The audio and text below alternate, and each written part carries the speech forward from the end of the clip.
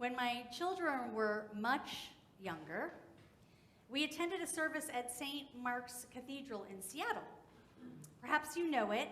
It looms large over the I-5 corridor and often hosts significant civic gatherings, as well as a weekly Compline service, which you can access through podcasts and on the radio. As you enter the doors and you pass the always trickling architectural baptismal font, you can't help but then look up as the lofty interior soars.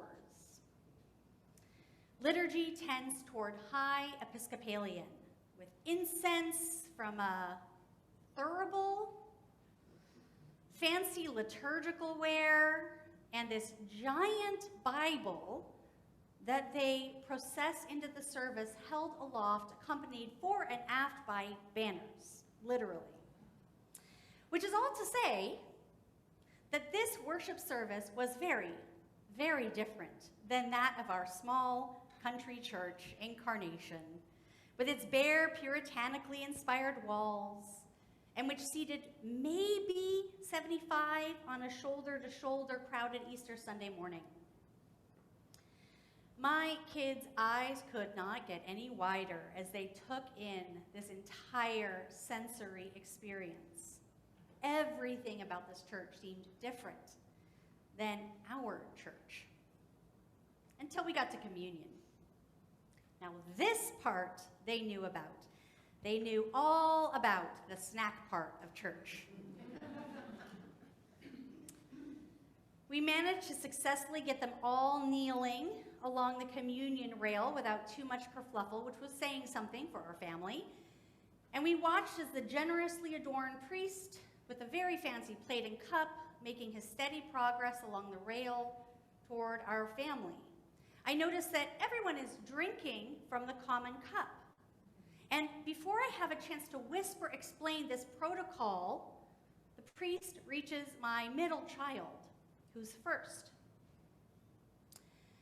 They grab their wafer excitedly off the plate, and as the priest is moving the goblet toward them, they dunk the wafer, submerging it entirely in the large goblet along with their knuckles. My breath catches. I feel mortified at having sullied the ritual at the cup, embarrassed by the obviousness of not belonging in this place. Unclear how to fix this. The priest pauses for a second, blinks once, maybe twice, and then smiles at my child's delight in receiving the Eucharist. And then he continues to make his way down the communion rail, I'm guessing, saying a prayer of thanksgiving for the antibacterial properties of wine and a prayer of protection for all those who followed us. This moment stands out to me as a moment of deep hospitality. We were strangers to their church, their community, their way of doing things. They made space for us amongst themselves. They didn't just welcome our best, they welcomed us as we were. A family who brought the noise and the chaos and a little finger bacteria to the party. Now, what, you might be wondering, does this charming story of gracious table hospitality have to do with this letter from Paul that our readers brought to life this morning? In the New Interpreter's Bible, N.T. Wright tells us that in the 40s, that's correct, there was no 19, it's just the 40s, as Christianity was growing and becoming established among Gentiles, Emperor Claudius issued an expulsion edict for Rome. N.T. Wright says, a large proportion of Rome's substantial Jewish population had to leave the city in the late 40s following rioting. The expulsion edict was rescinded by Emperor Nero in 54. So for 14 years, the anti-Jewish sentiment in Rome grew unchallenged.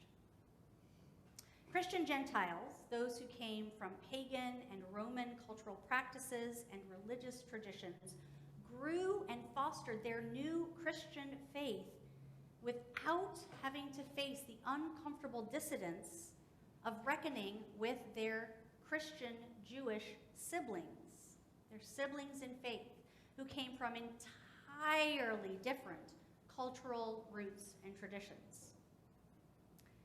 That is the context in which Paul writes his letter to them in 57, only 3 years after the Jewish Christians have been allowed to reintegrate into their community. I can only imagine the struggles with hospitality, with embracing practices different than their own, with making room for each other that they were struggling with, which maybe explains why it's such a long laundry list of how to be hospitable to one another. Having difficulty in your hospitality toward other Christian siblings, well, where have I heard that kind of struggle? Oh, that's right, all the time, today, everywhere. What's old is new again, and the letter to the Romans is as apt today as it was then. Love one another with the affection of sisters and brothers, Paul reminds them.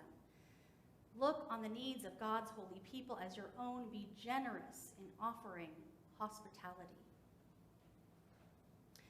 Deep hospitality, true hospitality, is not that southern variety that is all smiles on the surface while resentment bubbles just underneath. Deep hospitality is a welcome that embraces us for us, who we are, all the way to our bones. It is a welcome seen in the reassuring smile that the priest gave me. It is a welcome that embraces your new siblings in faith, even though they mix their kosher and non-kosher foods and insist that it's fine. It's a welcome that you can feel when you enter a home or a place that extends it to you. Your shoulders lower, you take a deep, sighing breath. Your body knows deep hospitality when it feels it. Some of us wander through life without knowing this feeling as often as we should. And that is a hard thing. Those who are on the margins of life are especially challenged to find and experience this kind of deep hospitality. Our church offers it so beautifully. We host our bazaar and rummage sale where people can shop with the ease and dignity that comes with being able to afford the things for sale. We provide a fund that allows me to make small one-time gifts of assistance anonymously to those who need it. We find warm mittens and blankets for people who end up stranded in Suquamish overnight in the winter. We invite into worship those who sit on our bench, maybe for the Wi-Fi and shelter we provide, but maybe because they are seeking sanctuary too. We do this because we are people who want to love our neighbor. Because we are doing our best to follow a teacher whose whole life was about the practice of deep hospitality. He shared his Last Supper, a meal we will celebrate today, with the one who traded his life for a few coins, with a taxpayer who wrought terrible injustice on others, and probably some women too. He said yes to all of them. He said yes to the all of them. When we celebrate this table, we remember that deep, expansive hospitality. We let it echo in our hearts and souls and bodies, and we take it out into the world that desperately needs that kind of welcome.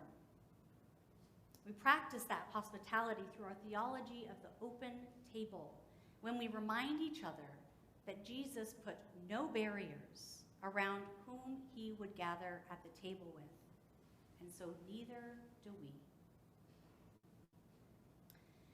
But here's the thing. Hospitality, true hospitality, like the kind that we strive to share at this church, that we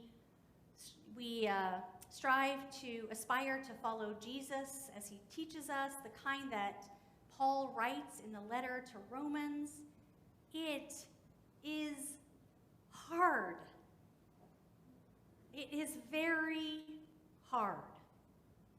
People are messy and unpredictable. We never know what we will get when we open our hearts and our homes and our tables to them.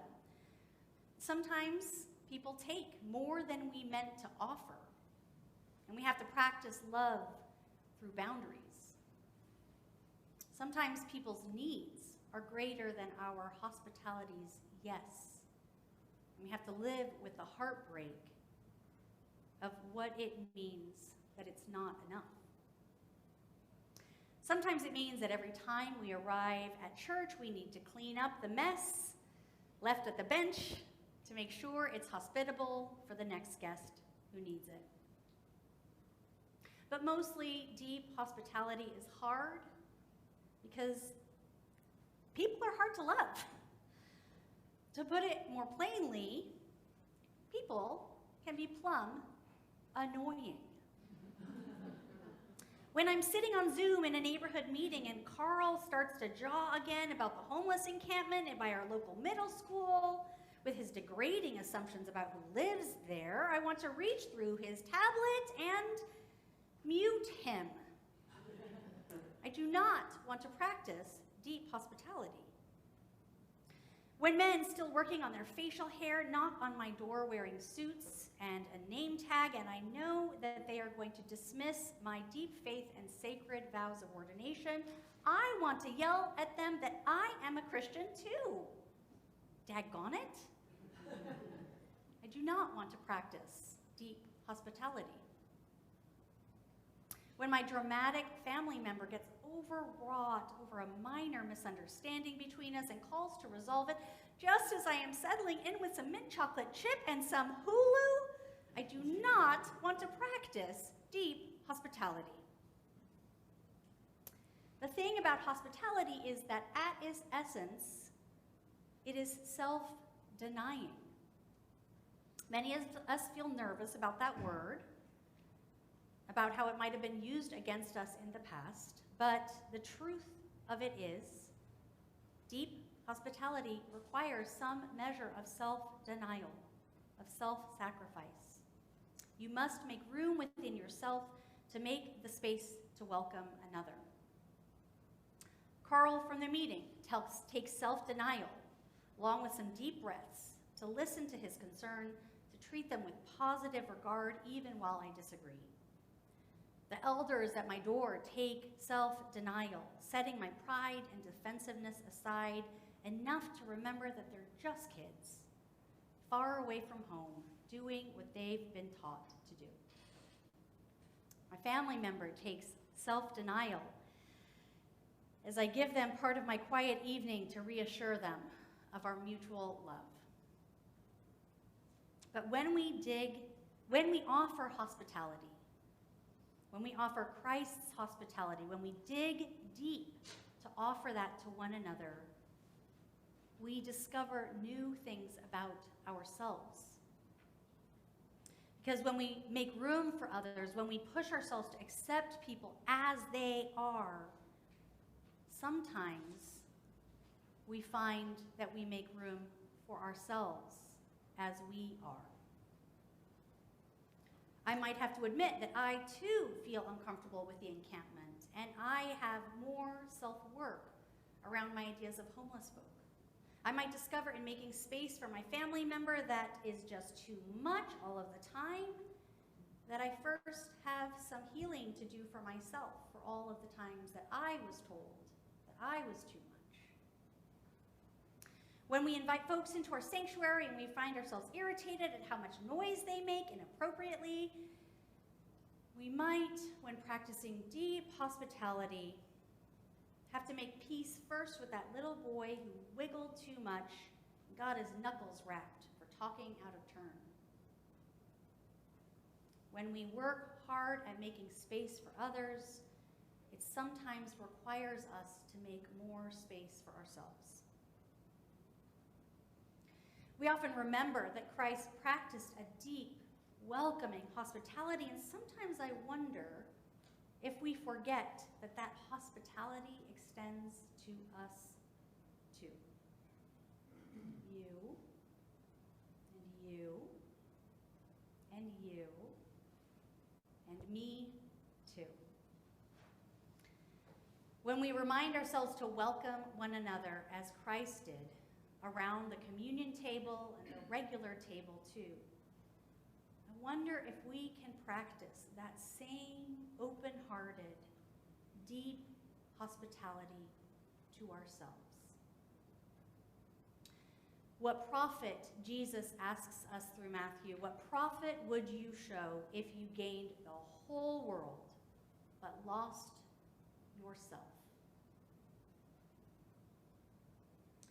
Through our self-denying, self-sacrificial love and stretching ourselves to offer Christ-like hospitality, we might just end up a little bit more whole. So I invite you to the question, how can you make space, make deep hospitality for yourself today? What parts of yourself have you shut out, closed off, deemed too much or too sad, too impatient or too ambitious or too slow or too shameful to be welcomed into your own self, into your own heart? How might you gift yourself Christ's open-hearted, expansive hospitality to those unwanted, pushed aside bits in yourself? As we practice Christ's expansive yes today at the table of hospitality, I invite you to bring your whole self to this meal. You are invited. All of you. All of you. I hope you choose to accept that invitation. I hope you bring your whole self, just as you are, to the table of hospitality and find wholeness there. May it be so.